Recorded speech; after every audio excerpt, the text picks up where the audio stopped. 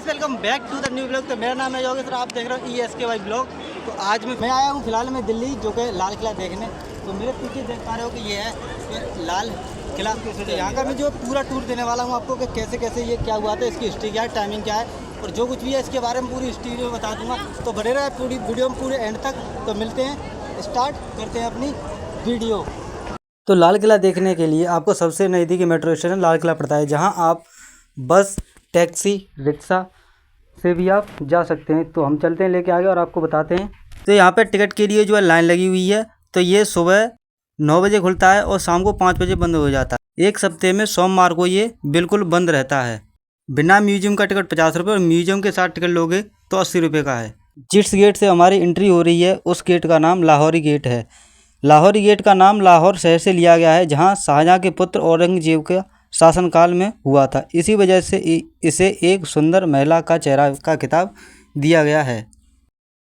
इसे कहते हैं चट्टा बाजार। शाहजहाँ की 2 पुत्रियाँ थीं, शाहजहां और रोशनारा। तो इस बाज़ार में शाहजहाँ की बेटियों के महंगे महंगे कपड़े, गहने और अन्य आइटम जो लेडीज़ों से संबंधित होते हैं वो मिला करते थे। वहाँ इन्हें बाज़ार को उनके पर्सनल बाज़ार के रूप में लगाया गया था।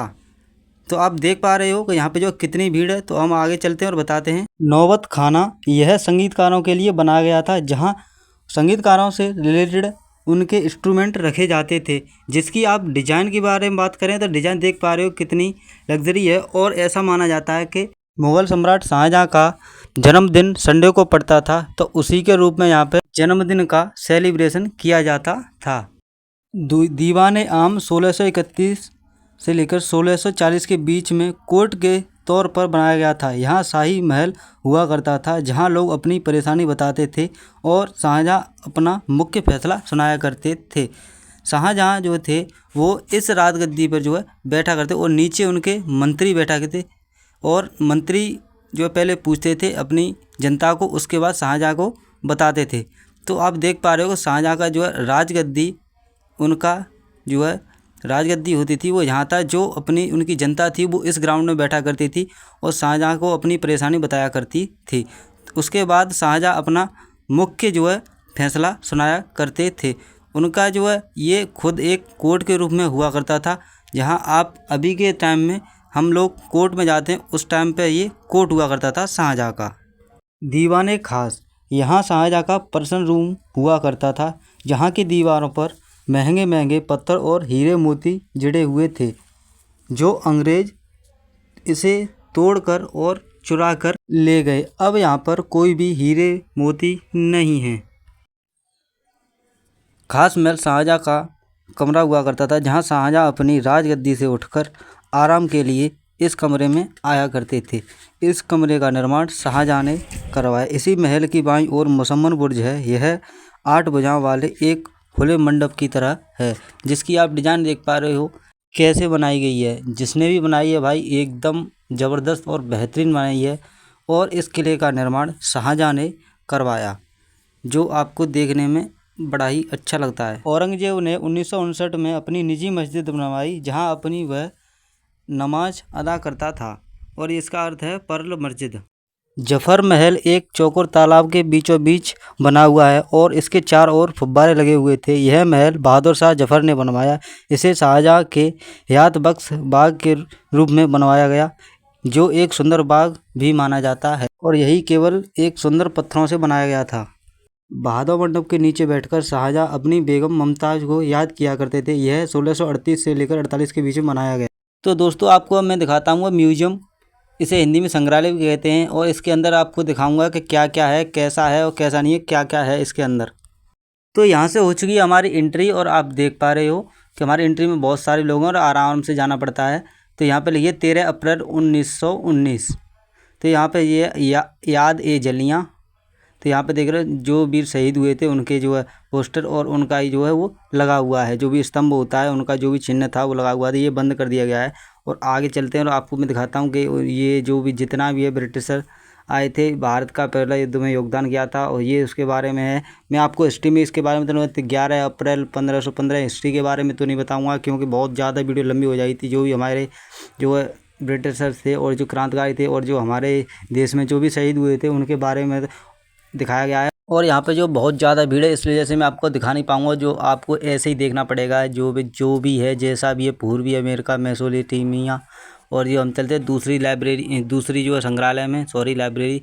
तो ये देख पा रहे हो कितना भाई उसके अंदर का नज़ारा है। जो इसकी टिकट मुझे 80 रुपये की पड़ी थी और बिना म्यूजियम के आप साथ देखोगे तो वो केवल 50 रुपये की होती है।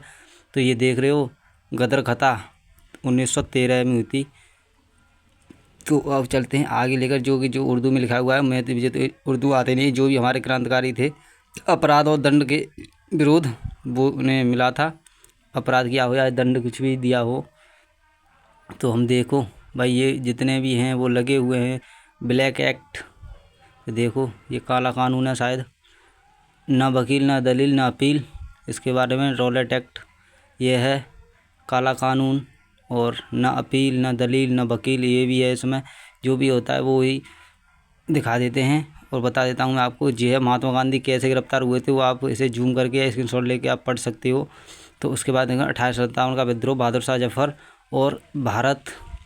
तो उसके बाद आगे चलते हैं, और भारत मुक्त 1857 ये था जो हथियार उन्होंने यूज़ किए थे, जो भी उन्होंने चलाए थे, भाला वगैरह, छुरी चाकू। और ये उनके जो कुछ पत्र थे जो शाहजहाँ ने लिखे थे। तो ये उनके जो जितने भी पत्र हैं वो एक बॉक्स में, कांच के बॉक्स में रख दिए, जिससे कि कोई इसमें हाथ न लगाए, जिससे ये ख़राब हो। और ये था उनका त्रिशूल के टाइप में एक धनुष था। तो इसमें अनेकों प्रकार के जो है बाण थे। और देखो ये तरवाल थी उनकी, और ये एक गोला था। ये शाहजहाँ के कपड़े थे, ये ऊपर जो पहना करते थे, और ये जो है जो नीचे पहना करते थे वो है दिखाया गया है यहाँ पे। और यहाँ पे जो बादशाह ने आदेश पत्र लिखे थे वो उर्दू में भाषा में लिखे थे अपनी में, तो उनके बारे में यहाँ है। और नीचे एक जो आपको लाइन दी गई हैं 4, उन्हें आप पढ़ सकते हैं स्क्रीनशॉट लेके। और नखलू का अंतिम युद्ध के बारे में यहाँ पर दिया गया है। और महिलाबाद, महमूदी, सुल्तानपुर, चिनाटी, नखलऊ ये उनके बारे में दिया है। चुनाव और बसीतगंज और अलाहाबाद और सिमरी और कानपुर रोड, उनके बारे में जो भी विद्रोह हुआ था उससे रिलेटेड यहाँ पे दिया है। और यहाँ पे देख लो आगरा, मथुरा, मैनपुरी, बुलंदशहर, उसके बारे में आपको दिया था। यानी कि जितने भी युद्ध हुए थे उनके बारे में आपको यहाँ पे दिया गया है, जो आप पढ़ सकते हो। और यहाँ पे दिया है अनूप शहर की रानी। तो अनूप शहर की रानी ने जो पत्र लिखा था जो भी है उसके बारे में, युद्ध के बारे में, तो ये दिया। और यहाँ पे जी थी उनकी बंदूकें भी रखी हुई थी, जो कि इस प्रकार आप देख पा रहे हो कि बंदूकें कैसी कैसी थी और किस किस प्रकार की थी। जो देख पा रहा हूँ ये थे चाकू उनके, और ये थे उनके जो है कुल्हाड़ी टाइप। और ये एक गन थी जो कि आप इसे राइफल भी बोल सकते हो, ये देख पा रहे हो। तो लाल किले के अंदर ही एक कैंटीन बनी हुई है जिसमें आप खाना पीना खा सकते हो खरीद कर। तो लाल किले का निर्माण 1639 में जो है स्टार्ट हुआ था और पूर्ण 1648 में हो गया था। इसके डिजाइनर थे उस्ताद अहमद लाहौरी। शाहजहाँ जो थे 5वें मुगल शासक थे, और ये तीनों तरफ से यमुना नदी से घिरा हुआ है। पहले भारत की राजधानी दिल्ली को शाहजहानाबाद भी कहा जाता था।